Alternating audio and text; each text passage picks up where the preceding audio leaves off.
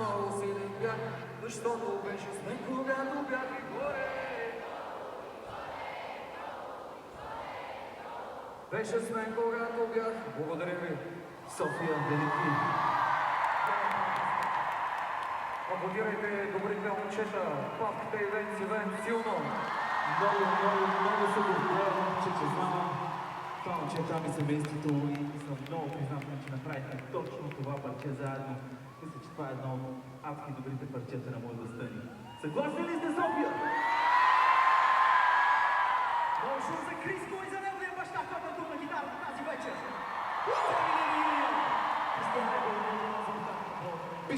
Пишеш история, брат. Благодаря, момчета. Благодаря, военно здраве. Аплодирайте още нас.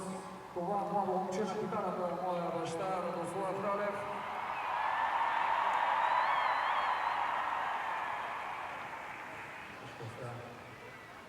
Колко човека са тук с гаджето?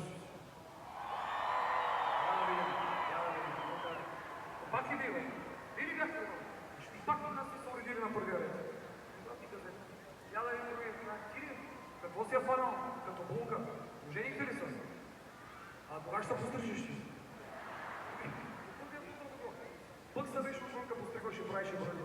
Положата на бради.